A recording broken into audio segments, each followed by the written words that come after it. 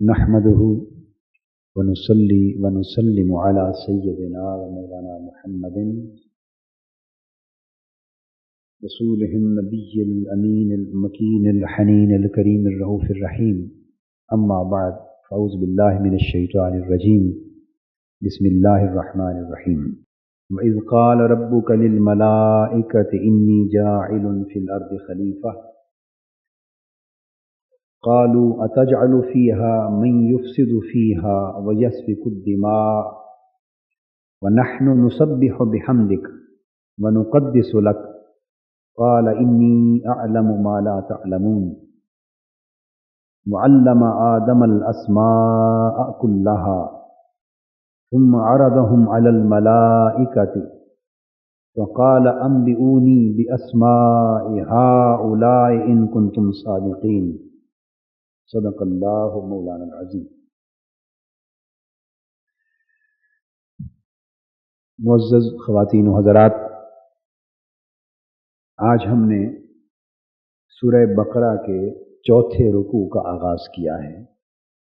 آیت نمبر 30 سے آیت نمبر 33 تک یہ ایک حصہ مضمون ہے جس کو ہم بیان کرنا چاہتے ہیں. اس سے آگے اسی مضمون کا دوسرا حصہ شروع ہو جائے گا.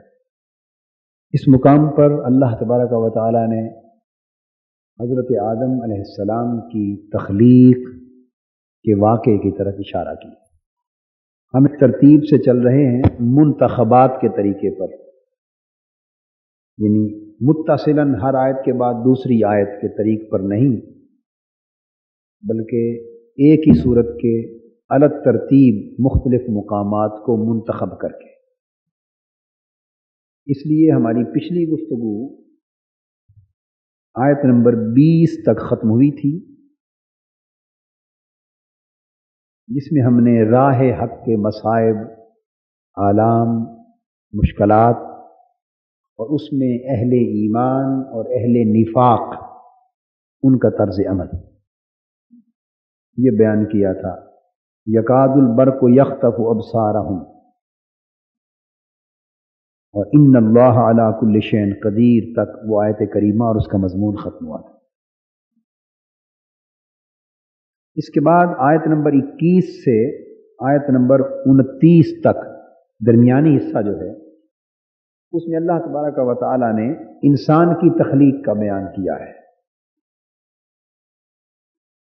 اور اللہ رب العزت نے انسانوں کو اپنی عبادت، اپنے تقوی، اپنا خوف اور اپنی پرہیزگاری کی طرف متوجہ فرمایا. اور یہ ارشاد فرمایا ہے کہ سب انسان ایک جان سے پیدا کیے گئے.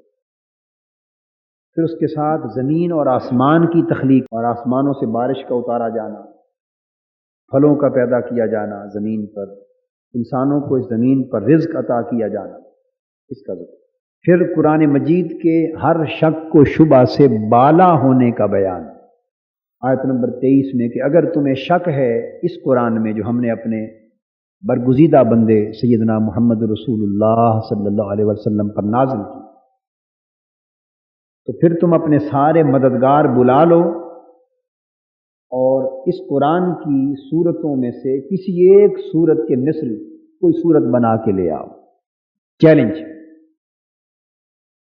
ساتھ ہی جواب دے دیا ہے چیلنج کے ساتھ کہ یہ بھی کہہ دیتے ہیں کہ تم ایسا نہیں کر سکتے، کبھی بھی نہیں کر سکتے. جب نہیں کر سکو گے تو پھر تیار ہو جاؤ اس جہنم کے لیے جس میں تم بھی اور تمہارے بت جن کی پوجا کرتے ہو گرا دیے جائیں. اس سے آگے اہل ایمان کو اور عمل صالح کرنے والوں کو جنت کی خوشخبری سنائی گئی اور جنت کی نعمتوں کا ذکر ہے.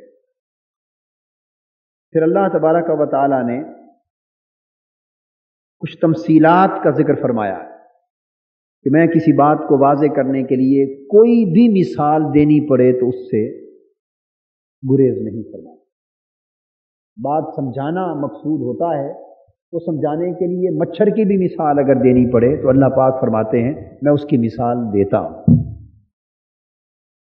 یہ چیز کیوں بیان کی؟ اس کی بہت سی حکمتیں ہیں، مگر چونکہ ہم بات آگے سے شروع کرنا چاہتے ہیں میں صرف پچھلے حصے کا خلاصہ بیان کر رہا ہوں۔ حکمت سمجھانے کی یہ ہے، بعض لوگ گفتگو سے یہ خیال کرتے ہیں، کسی کی گفتگو سے، کہ یہ بات فلاں نے کر دی، فلاں نے یہ مثال دے دی بات سمجھانے کے لیے، یہ مثال اس شے کا ذکر اس کے شایان شان نہ تھا۔ اس تصور کو رد فرمایا اللہ پاک نے اور ذکر کیا کہ شایان شان کیا ہے یا کیا نہیں۔ یہ معاملہ اس وقت درپیش ہوتا ہے جب کوئی شخص یا کوئی ذات یا کوئی ہستی کوئی بات اپنی طرف سے پیش کرے۔ بعض اوقات ایسا ہوتا ہے کہ مخاطب جس کو خطاب کیا جا رہا ہے اس کی سوجھ بوجھ سمجھ فہم اس کی ایک سطح ہوتی ہے، وہ بات اس فہم کی خاص سطح رکھنے والے شخص کو سمجھانا مقصود ہوتی ہے، وہ اس سے اوپر کی بات نہیں سمجھ سکتی، اسے خاص تمثیل دینا پڑتی ہے، مثال دینا پڑتی ہے تاکہ اس کی سطح کے مطابق بات اسے سمجھائی جائے اور اس کے ذہن نشین ہو جائے۔ مقصود یہ ہوتا ہے کہ یہ نقطہ اچھی طرح اس کی سمجھ میں آ جائے۔ اس میں بعض اوقات ایک حقیر سی چیز کی، معمولی سی شے کی مثال دینی پڑتی، کوئی حقیر شے کا ذکر کرنا پڑتا، کسی بڑی معمولی سی شے کا بیان کرنا پڑتا ہے۔ وہ بیان کلام کرنے والے کا اپنا مقصود نہیں ہوتا، مقصود سننے والے کو سمجھانا ہوتا ہے، اس کی ذہنی سطح کے مطابق بات کو سمجھانا ہوتا ہے۔ اس لیے فرمایا اللہ پاک کو کہ میں بات جب سمجھانا چاہوں تو اگر تمہیں کوئی بات سمجھانے کے لیے مچھر ایک بے حقیقت چیز ہے، بے حیثیت چیز ہے، فرمایا مچھر کا ذکر یہ نہ سمجھو کہ میں نے کیوں کیا، میرے شایان شان نہ تھا، نہیں، ایک چیز سمجھانا تھی اور اسے سمجھانے کے لیے مچھر سے بہتر مثال کوئی اور ممکن نہ تھی، تو میں نے اس کی مثال دے دی۔ خواہ اس سے بلند چیز کی مثال سے بات سمجھائی جا سکتی تب بھی سمجھا دیتا۔ مقصد بات کا یہ ہے کہ یہ تمثیلات بات کو سمجھانے کے لیے ہوتی ہیں، اپنا مقصود اور مقصود کلام نہیں ہوتی۔ یہ اللہ پاک کی سنت ہے۔ اور اس کے بعد اللہ رب العزت نے یہ بھی فرمایا کہ یہ قرآن مجید جب تمثیلات دیتا ہے اور معارف بیان کرتا ہے تمثیلی انداز میں، قرآن کا تو بیان ایک ہی ہوتا ہے، مگر اسی سے کئی لوگ گمراہ ہو جاتے ہیں، اسی سے کئی لوگ ہدایت پا جاتے ہیں۔ کلام تو ایک ہی ہے، اللہ کا بیان ایک ہے، تمثیل ایک ہے، حکایت ایک ہے، تذکرہ ایک ہی، مگر سننے والے دو جدا افراد ہیں۔ ایک نے کسی اور نگاہ سے بات کو سنا اور دیکھا، دوسرے نے کسی اور نگاہ سے بات کو سنا اور دیکھا۔ جس نے اسے منفی انداز سے لیا، قرآن مجید ہی کی بات تھی اور اس سے گمراہ ہو گیا۔ جس نے اس کو مثبت رخ سے دیکھا، اسے قرآن مجید کی بات نے ہدایت عطا کر۔ اور ساتھ یہ فرمایا کہ یہ گمراہی فاسقوں کو ہوتی ہے، یعنی جن کے دل میں زیغ ہوتا ہے، ٹیڑھ ہوتا ہے، زنگ ہوتا ہے، خرابی ہوتی ہے، بگاڑ ہوتا ہے، جن کے اندر صفائے قلب نہیں ہوتی، فسق ہوتا ہے، بے راہ روی کے جراثیم جن کے اندر ہوتے ہیں، نفس کی طرف سے، شیطان کی طرف سے، وہ قرآن مجید ہی کی تمثیلات کو سن کر پڑھ کر گمراہ ہو جاتے۔ تو جب قرآن کی تمثیل کے باعث بھی سے گمراہ ہونا ہے، وہ گمراہ ہو کر رہتا ہے، تو یہ تصور کرنا کہ کسی اور کی بات سے گمراہ ہو گیا، اس بات ہی کوئی، اس کی تو حقیقت ہی کوئی نہ رہے۔ اس طرح قرآن مجید نے اس مضمون کو آگے بیان کیا۔ آگے دو موتوں اور دو زندگیوں کا ذکر فرمایا۔ تم مردہ تھے، اللہ نے تمہیں زندہ کیا، پھر تمہیں مردہ کرے گا، پھر زندہ کرے گا، پھر اسی کی طرف لوٹ کر جاؤ گے۔ یہ موت و حیات کا ایک تسلسل بیان کیا گیا ہے۔ میں اب اس دور میں منتخب حصص قرآن مجید کے، منتخب مقامات اور پھر ان کا بیان ایک اور جہت سے، سرسری انداز کا، مگر کچھ اور نقطے سمجھانا چاہتا ہوں، کچھ اور حوالوں سے، کچھ اور معارف قرآنی بیان کرنا چاہتا ہوں۔ کیونکہ اگر اس ایک ایک لفظ اور ایک ایک آیت کی دقت نگاہی سے تفصیل میں، ڈیپتھ میں، گہرائی میں جا کے بات کریں تو بعض اوقات ایک ایک آیت پر کئی کئی جمعے پھر گزر جائیں. لہذا اگر تفصیلی موضوعات آپ کو درکار ہوں تو درس قرآن کے جو پرانے عنوان ہیں کیسٹوں کے آپ کو مل جائیں گے فہرست، اس میں آپ سنیں. بڑے اہم اس آیت نمبر 28 میں جس میں موت اور حیات کا ذکر ہے، یہ بڑا اہم موضوع ہے. اس میں عالم ارواح کی زندگی کا ذکر ہے، عالم شہادت کا، قبر کی برزخی زندگی ہے، آخرت کی زندگی ہے. تو اس میں اعتقادی بحثیں بھی ہیں، وہ کیسٹ سننے والا ہے، آپ ضرور لے کے سنیں. اور آگے جو بیان آج سے ہم کر رہے ہیں آدم علیہ السلام کی تخلیق کا، اس کے اوپر تفصیلی گفتگو، علمی گفتگو اور بہت سارے تفسیری نکات، ایمان افروز نکات، وہ کیسٹ کے سیٹ آپ کو ملیں گے درس قرآن کے عنوان میں، وہ آپ لیجئے، ترتیب سے سنیے. مگر اس وقت میں کچھ اور نقطہ نظر سے قرآن مجید کے معارف آپ کے سامنے اختصار کے ساتھ پیش کرنا چاہتا ہوں. میں نے عرض کیا کہ اللہ رب العزت نے اس مقام پر حضور علیہ الصلوۃ والسلام کو یاد دلایا، اور حضور علیہ الصلوۃ والسلام کی وساطت سے آقا کی امت کو متوجہ کیا، ہمیں متوجہ فرمایا. اذ قال ربک للملائکہ، یاد کرو وہ وقت جب تمہارے رب نے فرشتوں سے فرمایا. اب یہاں جو لفظ ہے نا، از، یاد کرو، اس کے اوپر پورا ایک خطاب ہے، پورا ایک خطاب ہے صرف از پر. میں اس طریق پر اگر گفتگو کروں تو پھر کئی سالوں میں جا کر ایک سورت بھی مکمل نہیں ہوگی. تو میں بات کو آگے چلانا چاہتا ہوں.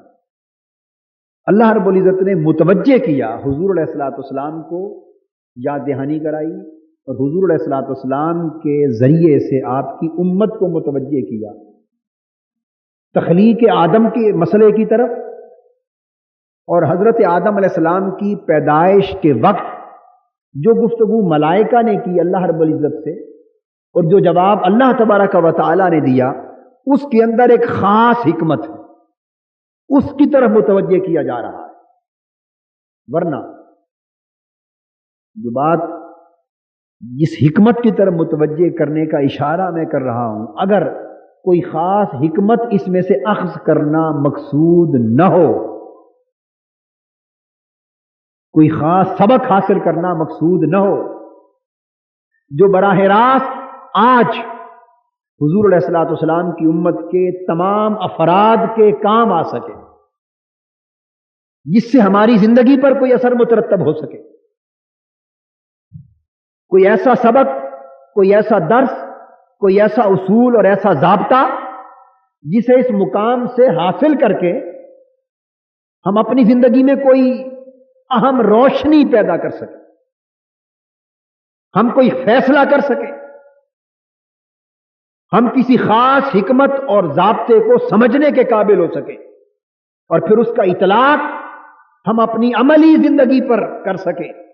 اگر یہ چیز اس مقام پر مقصود نہ ہو، محض تخلیق حضرت آدم کا واقعہ بیان کیا جا رہا ہو کہ اللہ تبارک و تعالیٰ نے حضرت آدم علیہ السلام کو پیدا کرتے ہوئے فرشتوں سے یہ فرمایا، فرشتوں نے یہ سوال کیا، اللہ تبارک و تعالیٰ نے یہ جواب دیا، اور اس سوال و جواب کے بعد فرشتے مان گئے، اور پھر اللہ پاک نے فرمایا فرشتوں اب میرے آدم کے سامنے سجدہ ریز ہو جاؤ. اگر آج کے لیے کوئی حکم، اسرار، رموز، رہنمائی اور روشنی حاصل کرنا اور مہیا کرنا مقصود نہ ہو تو پھر فقط اس واقعے کو بیان کرنا اور اس واقعے کے وقت ہونے والے مکالمے کو بیان کرنا کوئی معنی نہیں رکھتا، کوئی مقصد اور افادیت نہیں رکھتا. پھر اعتراض ہو سکتا ہے کہ باری تعالیٰ آدم علیہ السلام پیدا ہو گئے، اس موقع پر جو گفتگو آپ نے فرشتوں سے کی انہوں نے سن لی، جو سوال انہوں نے کیا آپ نے جواب دے دیا، فرشتے مان گئے، پھر وہ سجدہ ریز ہو گئے، پھر آدم علیہ السلام جنت میں رہے، پھر زمین پہ آ گئے، پھر نسل ہوئی، پھر لاکھوں کروڑ سال گزر گئے، حضور علیہ السلام کی ولادت ہوئی، 1400 سال بعد ہم آئے. تو قرآن مجید میں اس واقعے کو اور اس ہونے والے سوال و جواب کو بیان کرنے کا کیا مقصد؟ آپ میری بات سمجھ رہے ہیں؟ اگر اس بیان کا کوئی اثر، کوئی امپیکٹ، کوئی افادیت، کوئی نتیجہ خیزی ہماری زندگی پر مترتب نہیں ہونی، اور ہم نے اس میں سے کوئی اپنی عملی زندگی کو سنوارنے کے لیے کوئی ضابطہ اخذ نہیں کرنا، تو پھر اس کو قرآن مجید میں واقعے کو بیان کرنے کا مقصد کیا؟ وہ تو محض ایک واقعہ ہوا نا۔ اور اگر ان بیان ہونے والے واقعات کو ہم فقط واقعات ہی کے تناظر میں دیکھیں، جیسے کئی لوگ سمجھتے ہیں، تو میں نے پہلے بھی کہا تھا ایک جمعہ پر کہ پھر قرآن مجید کا آدھے سے زیادہ حصہ عملاً ہمارے لیے معاذ اللہ استغفر اللہ کسی فائدے کا باعث نہیں رہتا، اور اگر یہ اعتقاد پیدا ہو گیا تو انسان کافر ہو جاتا۔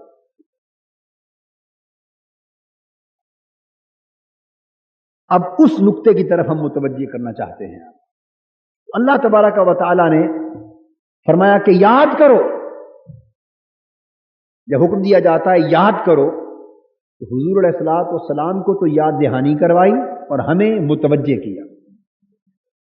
حضور کو یاد دہانی اس لیے کرائی کہ آپ کو معلوم تھا، آپ کو، اور جسے پہلے سے علم ہو اسے فقط یاد کرایا جاتا ہے، جسے پہلے سے علم ہو اسے فقط یاد کرایا جاتا ہے۔ تو حضور علیہ الصلوۃ والسلام سے اس پر میں نے عرض کیا، میں تفصیلی گفتگو کر چکا ہوں، صرف ایک ذوق کے لیے ایک نقطہ سمجھا رہا ہوں۔ حضور کو اذ کہہ کر خطاب فرمایا، اور یاد کرو وہ وقت جب اللہ نے فرشتوں سے یہ فرمایا۔ تو یاد کرو کہنے کا مطلب یہ تھا کہ محبوب ہوا تو تمہارے سامنے ہی تھا، اور معلوم تو تمہیں ہے، اب تمہیں فقط یاد دلا رہے ہیں، اپنی یاد ذرا ادھر لے جاؤ۔ سامنے کیسے ہوا تھا؟ تو اس وقت حضور علیہ السلام کی بشری خلقت تو نہیں ہوئی تھی، کیونکہ بشری وجود تو نسل آدم سے پیدا ہوا، مگر نورانی اور روحانی خلقت موجود تھی۔ آپ نے فرمایا کنت نبیم و آدم بین الروح والجسد، ابھی حضرت آدم علیہ السلام کی تخلیق بھی نہیں ہوئی تھی کہ میں اس وقت بھی منصب نبوت پر فائز تھا، اور میرا فیضان نبوت انبیاء علیہ السلام کی ارواح کو پہنچ رہا تھا اور وہ مستفید ہو رہی تھی۔ تو حضور علیہ السلام کا وہ روحانی مشاہدہ یاد کرو، اور حضور علیہ السلام کے ذریعے امت کو متوجہ کیا کہ تم اس بات کو سمجھو، اس بات کو سمجھو، توجہ کرو۔ اللہ رب العزت نے فرمایا فرشتوں میں زمین میں اپنا خلیفہ پیدا کرنا چاہتا ہوں، زمین میں اپنا خلیفہ اور نائب پیدا کرنا چاہتا ہوں، ایک ایسا وجود زمین میں تخلیق کرنا چاہتا ہوں کہ جو زمین پر میری نیابت کا فریضہ انجام دے، میری خلافت کا فریضہ انجام دے، میرے احکام کو زمین میں سر بلند کرنے والا ہو، میرے احکام اہل زمین تک پہنچانے والا ہو، میرے احکام اہل زمین پر نافذ کرنے کا باعث بنے، میرے احکام، میری تعلیمات اور میری ہدایات کے فروغ کا باعث بنے، اور میری بات میری مخلوق تک پہنچائے، اور وہ میرا نائب کہلائے، میرا خلیفہ کہلائے۔ وائس جیرنٹ کہتے ہیں، کیا کہتے ہیں؟ وائس جیرنٹ، میرا خلیفہ کہلائے۔ اس پر ملائکہ نے ایک سوال کیا۔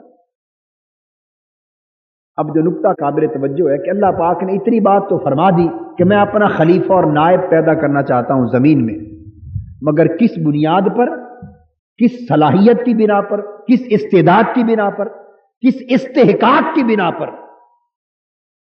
اس کے اندر کیپیسٹی، کیپیبلٹی کیا ہے جس کی وجہ سے میں اسے اپنی خلافت اور نیابت کا تاج پہنانا چاہتا ہوں، اس کو بیان نہیں فرمایا، صرف ارادے کا اظہار فرمایا۔ اس پر ملائکہ نے ایک سوال کیا، اتجعل فیہا من یفسد فیہا ویسفک الدماء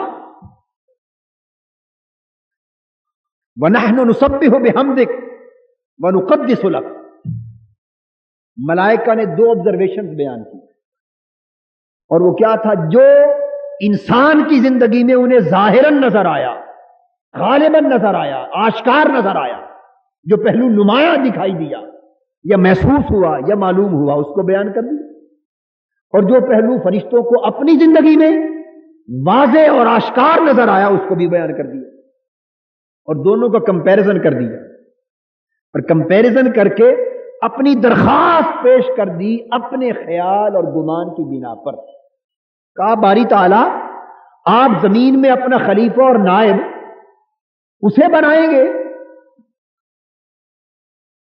اب یہاں یہ بھی سن لیں کہ تخلیق تو حضرت آدم علیہ السلام کی ہو رہی ہے، تو کیا اس سوال میں یہ کہ وہ زمین میں فساد انگیزی کرے گا، خون ریزی کرے گا، تو فساد انگیزی اور خون ریزی کا اشارہ کیا بطور خاص حضرت آدم علیہ السلام کی ذات کی طرف تھا یا ان کی نسل کی طرف تھا؟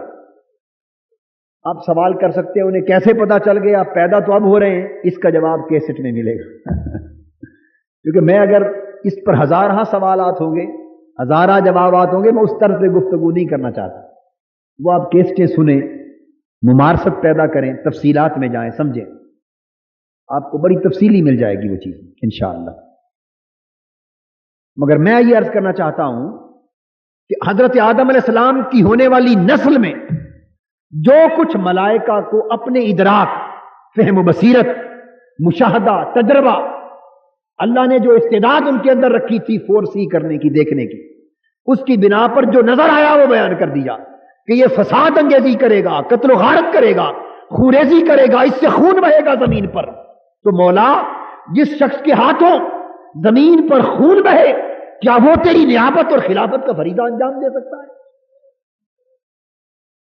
یہ سوال ان کے ذہن میں اٹھا، مشاہدہ کیا، اس مشاہدے سے سوال پیدا ہوا، تو کیا ایسا شخص مولا تیرا خلیفہ اور نائب بن سکتا ہے؟ فرشتوں کے ذہن میں خیال گیا کہ نہیں، فرشتوں کے ذہن میں اپنے سوال کا جواب خود کیا گیا نہیں، چونکہ وہ اس کے جواب میں اپنی خدمات پیش کر رہے ہیں۔ جواباً عرض کرتے ہیں نحن نسبح بحمدک ونقدس لک، مولا یہ تو خون ریزی کرنے والا ہے، اس کے سر پہ نیابت اور خلافت کا تاج رکھنے کی بجائے ہم جو تیرے نیاز مند بندے ہیں، ہر وقت تیری تسبیح میں لگے رہتے ہیں، تیرے ذکر میں لگے رہتے ہیں، تیری تحلیل کرتے ہیں، تیرے حضور سجدے کرتے ہیں، رکوع کرتے ہیں، عبادت کرتے ہیں، تیری نماز پڑھتے ہیں، تیری پاکیزگی بیان کرتے ہیں، تیری بلند شانوں کا ذکر کرتے ہیں، اور ہر وقت اللہ اللہ کرنے میں مگن رہتے ہیں۔ مولا ہم اتنے پاکیزہ کردار والے، عبادت گزار، نیاز مند، نیک، ہمارا تیری تسبیح کرنے والے جو موجود ہیں، اتنے نیک کردار والی مخلوق ہونے کے باوجود پھر بھی کسی اور کی ضرورت ہے کہ اسے خلیفہ بنایا جائے؟ ان کے ذہن میں کیا خیال گیا کہ استحقاق خلافت اور بنائے خلافت و نیابت عبادت اور تسبیح، فقط عبادت اور تسبیح، کہ جو تسبیح زیادہ پڑھے وہی خلیفہ ہونے کے لائق ہے، جو عبادت زیادہ کرے وہی خلیفہ ہونے کے لائق ہے۔ یہ ملائکہ کا خیال ہے۔ یہ چیزیں شاید پہلے بیان نہیں ہوئی، اس لیے میں وہ چیزیں لے رہا ہوں اس دور میں جو پہلے نہیں ان کیسٹوں میں ملے گی۔ تو ملائکہ کا ذہن اس طرف گیا۔ اب اللہ پاک نے یہ تو بیان نہیں فرمایا تھا کہ میں نے اسے نیابت اور خلافت کے لیے اس نسل کو منتخب کیوں کیا ہے، اللہ پاک نے اس پر تو روشنی ڈالی نہیں تھی، صرف اظہار ارادے کا فرمایا تھا کہ خلیفہ بنا رہا۔ ملائکہ نے گفتگو کر دی، اس پر اللہ تبارک و تعالیٰ نے جواب دیا۔ اس سے پہلے فرمایا قال انی اعلم ما لا تعلمون، ایک تو اجمالی جواب دے دیا، فرمایا میں وہ کچھ جانتا ہوں جو تم نہیں جانتے، وہ کچھ جانتا ہوں جو تم نہیں جانتے۔ یاد رکھ لیں اس مقام پر ملائکہ کی دونوں آبزرویشنز میں سے کسی کی اللہ پاک نے نفی نہیں فرمائی۔ اس مقام کو پڑھ لیں، آگے آیت میں اللہ پاک کا جواب آ رہا ہے۔ وَعَلَّمَ آدَمَ الْأَسْمَاءَ كُلَّهَا، اللہ پاک نے حضرت آدم علیہ السلام کو تمام نام سکھا دیے، تمام نام سکھا دیے۔ گفتگو آگے شروع ہو چکی، جواب شروع ہو چکا۔ اگر فرشتوں کی آبزرویشن میں سے کوئی ایک آبزرویشن غلط ہوتی تو پہلے اس کی نفی، نگیشن کی جاتی۔ اللہ تعالیٰ نے نفی نہ یہ فرمایا کہ تمہارا یہ کہنا غلط ہے کہ یہ خون ریزی کرے گا، نہیں، اس کی نسل میں خون ریزی نہیں ہوگی. جب نفی نہیں کی تو اس کا مطلب یہ ہے کہ اپروو کر دی وہ بات کہ جس چیز پہ تمہاری نگاہ ہے تم نے درست دیکھا ہے, تمہارا مشاہدہ درست ہے, میں اس کی نفی نہیں کرتا. دوسری بات انہوں نے کی تھی نحن نسبح بحمدک, مولا ہم تسبیح کرتے ہیں, عبادت کرتے ہیں, اس لیے ہم تیری خلافت کے لائق ہیں. اس کی بھی نفی نہیں فرمائی. یہ خیال کہ ہم تیری بڑھ چڑھ کے عبادت کرتے ہیں, تیری تسبیح کرتے ہیں, تیرے عبادت گزار بندے ہیں, تیری بندگی کا حق ادا کرنے کی کوشش کرتے ہیں, تیری بارگاہ میں جھکے رہتے ہیں, نیاز مند ہیں, اس کی بھی نفی نہیں فرمائی. اب میری بات سمجھ رہے ہیں؟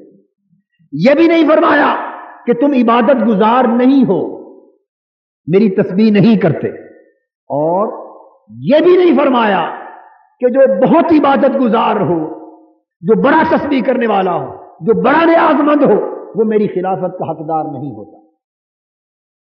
یہ بھی نہیں کہا.